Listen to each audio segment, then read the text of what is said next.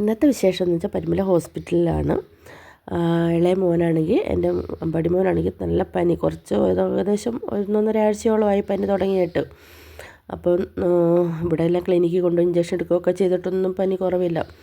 ഇനി വെച്ചുകൊണ്ടിരുന്നിട്ട് ന്യൂമോണിയ ഒന്നും ആകണ്ട എന്ന് വിചാരിച്ചിട്ട് ഞാൻ പിന്നെ നേരെ പരിമലയെ കൊണ്ടുപോയി. അങ്ങനെ അവിടെ കൊണ്ടുപോയിട്ട് അവിടെ ഫിസിഷ്യനെ വിഷ്ണു സാറിനെയാണ് കാണിക്കുന്നത്. അങ്ങനെ ഫയലൊക്കെ എടുത്തോണ്ട് ഞങ്ങൾ അങ്ങനെ കട്ട വെയിറ്റിങ്ങിലാണ്. അപ്പം 58ാമത്തെ നമ്പരാണ്. നല്ല തിരക്കുണ്ടായിരുന്നു കേട്ടോ. അതിനോടൊപ്പം തന്നെ ഞാനും ഒരു ഫയൽ എടുത്തോളാം. എനിക്കും നല്ല രീതി എനിക്കും പനി ഉണ്ടായിരുന്നു. അപ്പോൾ ഞാനും കൂടെ ഒന്ന് കാണിച്ചു. പിന്നെ അതിനുശേഷം ഡോക്ടറെ എല്ലാം കണ്ടിട്ട് ഞങ്ങളിങ്ങനെ പോവുകയാണ്.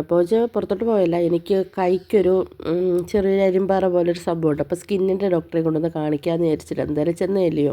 എന്നെ സംബന്ധിച്ചിടത്തോളം ഈ പരിമല ഹോസ്പിറ്റലിൻ്റെ മൂലം എനിക്കറിയാം. കാരണം ഒരു മാസത്തിൽ മിനിമം ഒരു 2-3 വട്ടമെങ്കിലും ഞാൻ ഈ ഹോസ്പിറ്റലിൽ പോകാതിരിക്കത്തില്ല. ഞങ്ങളുടെ വീട് എല്ലാവരെയും ഇവിടെയാണ് കാണിക്കുന്നത്. എനിക്ക് പല വിഷമഘട്ടങ്ങളിലും, ശരിക്കും വിഷമഘട്ടങ്ങളിലും എല്ലാം ഇവിടുത്തെ ഡോക്ടേഴ്സ് എല്ലാം നമ്മുടെ ഒപ്പം നിന്ന് ഒരുപാട് ഹെൽപ്പ് ചെയ്തിട്ടുള്ളതാണ്.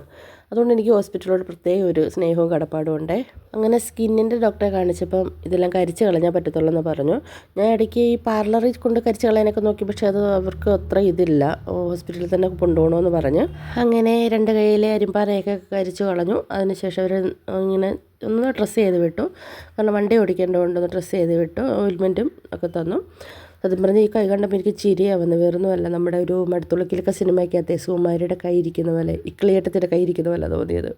അങ്ങനെ ഞങ്ങൾ ഫാർമസിയിൽ നിന്ന് മരുന്നൊക്കെ മേടിച്ച് നേരെ ഞങ്ങൾ വീട്ടിലോട്ട് വിട്ടു.